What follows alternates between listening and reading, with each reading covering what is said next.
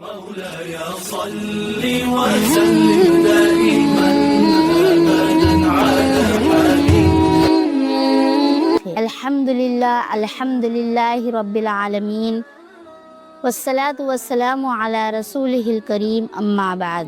میری پیاری بہنوں، سب سے پہلے میں یہ سوال کرنا چاہتی ہوں، کیا آپ نے کبھی یہ سوچا ہے کہ یہ رمضان ہمیں کیوں دیا گیا ہے؟ کیا یہ صرف بھوکا رہنے کا مہینہ ہے یا یہ اللہ کی طرف سے خاص دعوت ہے؟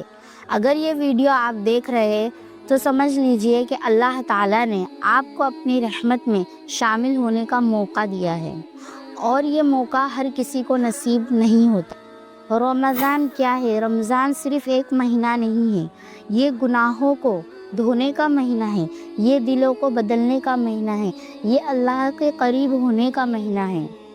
رسول صلی اللہ علیہ وسلم نے فرمایا کہ جب رمضان آتا ہے تو جنت کے دروازے کھول دیے جاتے ہیں اور جہنم کے دروازے بند کر دیے جاتے ہیں اور شیطانوں کو جکڑ دیا جاتا ہے۔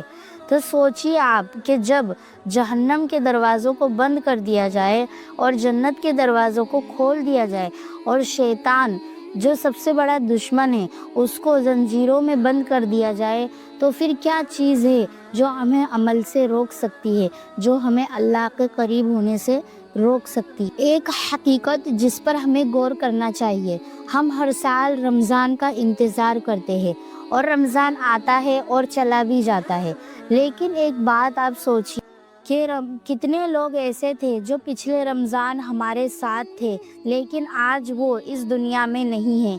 کسی کا والد، کسی کی ماں، کسی کا دوست، کسی کا بھائی وغیرہ، وہ بھی رمضان کے خواب دیکھتے تھے، وہ بھی دعا کرنا چاہتے تھے، لیکن وہ آج ہمارے ساتھ نہیں ہے۔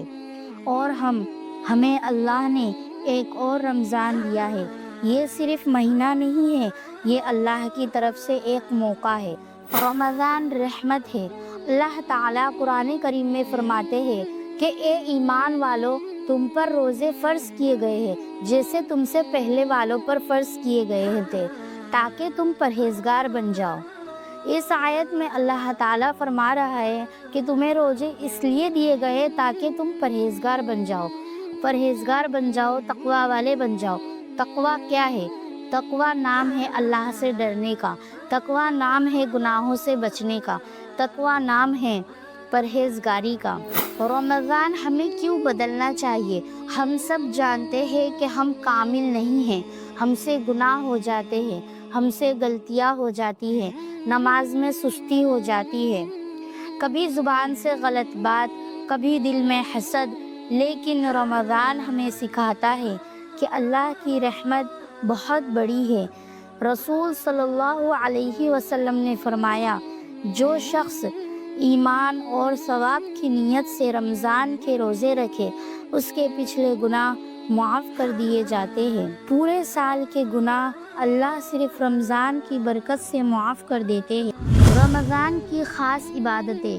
رمضان ہمیں 3 بڑی نعمتیں دیتا ہے۔ روزہ ہمیں صبر سکھاتا ہے۔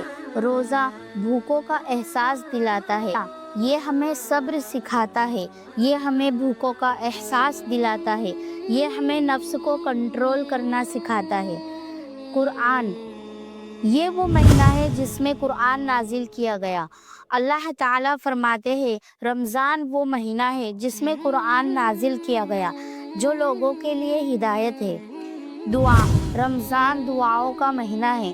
اللہ تعالیٰ بندوں کی دعاؤں کو قبول کرتے ہیں۔ ایک اہم سوال، رمضان میں صرف لوگ کھانے پینے اور پیٹ بھرنے پر دھیان دیتے ہیں کہ سحری میں کیا کھائے، افطار میں کیا بنائے، عید پر کیا پہنے، لیکن کیا ہم نے کبھی سوچا کہ رمضان صرف کھانے پینے کا مہینہ ہے؟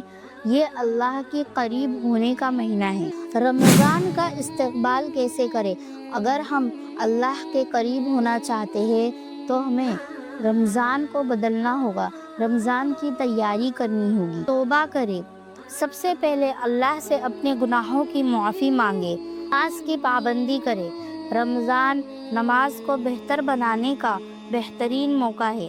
قرآن پڑھنے کا ارادہ کریں، چاہے روز تھوڑا ہی کیوں نہ ہو۔ دل صاف کرے، نفرت، حسد اور بغض کو ختم کرے۔